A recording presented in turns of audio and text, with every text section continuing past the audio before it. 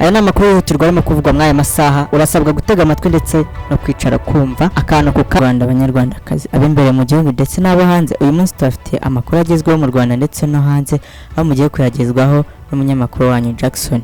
Nimube kure y'amacano yanyu kandi mujye mwibuka gukanda subscribe, like, comment ndetse na share kwa aya makuru kugira ngo ajye agera ku bantu benshi. Uyu munsi reka amakuru yacu tuyatangire muri showbiz, aho turasangamo umuhanzi cyangwa umusizi witwa Lionel Sentore, aho yatanze album ye yise Uwangabiye mu bitaramo byo kwakira abashyitsi binyuze mu muziki gakondo hano i Kigali kuwa 27 Nyakanga 2025. Reka twerekeze amakuru yacu mu bitaramo biri kubera hano mu Rwanda, aho mu bitaramo dufite hano muri Kigali cyangwa mu gihugu iwacu mu Rwanda, aho dufitemo igitaramo harimo icyo witwa Joshua Baraka. Ikindi gitaramo dufite hano mu murwa mu mujyi wa Kigali harimo igitaramo cyitwa Music and Space Tour Kigali Edition, kizaba 23 Kanama, aho kizabera muri Camp Kigali. Abahanzi bazakitabira cyangwa bazaba kirimo harimo The Ben, Bushari, Kenso, Airways ndetse n'abandi bahanzi tuzi nk'abastari hano mu mujyi wa Kigali. Ikindi gitaramo dufite hano mu mujyi wa Kigali cyitwa New Hearing Concert, kizaba kwa 23 Kanama 2025, aho kizabera muri Biki Arena, aho kizaba kiyobowe n'umugabo witwa Richard Nicky Ngendahayo, aho azaba agarutse mu muziki nyuma y'imyaka 15 atavugwa cyangwa atagaragara mu muziki nyarwanda. No mu bindi biri kuvugwa yuko Genesis Comedy izajya iba buri kwezi, aho izajya ibera muri Camp Kigali hano mu mujyi wa Kigali. Reka amakuru yacu muri showbiz tuyakomereze ku bahanzi n'ibikorwa byabo, aho turasangamo umukinnyi wa filimi ari umukobwa witwa Erin Muhire, umukinnyi wa filimi nyarwanda wabaye icyamamare cyane, aho yakomeje kwegukana ibihembo ndetse akomeza no kwamamara ku rwego mpuzamahanga. Muri ibyo bihembo yagiye kwegukana harimo icyitwa Neptune, Frost, hakaba harimo n'ikindi cyitwa Equity Press ndetse n'icyitwa Day One. Amakuru yacu reka tuyakomeze kuri DJ Ira, aho ari umu DJ wahawe ubwenegihugu bwo mu Rwanda muri 2025. Naho DJ Pius we arimo gutegura igitaramo cyo kwizihiza imyaka 15 amaze mu muziki, aho azahuriza hamwe abahanzi bagiye batandukanye bo mu Rwanda ndetse n'abo hanze.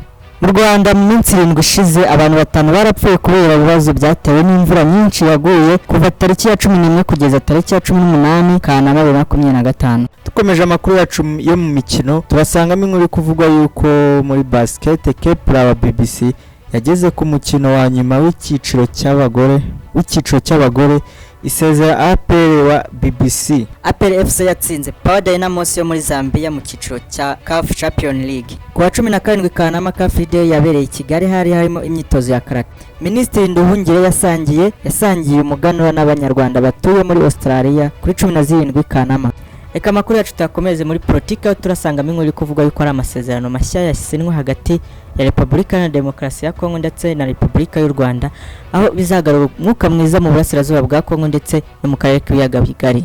Dukomeje amakuru yacu mu burezi, turasangamo inkuru ivuga yuko abarimu barimo gutaka cyane bavuga yuko bakongererwa umushahara ndetse n'amahugurwa yabo ari makeya. Naho inama yabereye i Kigali yagarutse ku ngingo y'uko ireme ry'uburezi rikeneye ishoramari rikomeye kugira ngo abanyeshuri bose bagire amahirwe angana kandi abarimu bagire icyizere mu kazi kabo. Kandi mu makuru y'uburezi biri kuvuga yuko uyu munsi tariki 19 Kanama 2025 abanyeshuri barangije icyiciro cya mbere cy'amashuri abanza ndetse n'icyiciro cya kabiri cy'amashuri yisumbuye ko aribwo amanota bari buze gusohoka. Dukomeje amakuru yacu mu rwego rw'ubukungu, leta yatangaje ko Business Development Fund yashyizwe mu maboko ya Banki y'Iterambere y'u Rwanda mu rwego rwo gufasha ibigo bito n'ibigo biciriritse kubona inguzanyo zoroshye. Hari kandi amasezerano y'ubucuruzi hagati ya Tanzania n'u Rwanda agamije koroshya imisoro no gukuraho inzitizi mu bucuruzi bw'ibihugu byombi. N'amakuru yacu tutakomeze mu rwego rw'ubuvuzi, aho leta y'u Rwanda yatangaje ko hari gahunda nshyashya ifite yo kwegereza abaturage serivisi z'ubuvuzi ndetse no kongera abaganga mu turere mu rwego rwo kurwanya indwara zidacyarimo kanseri ndetse na malaria.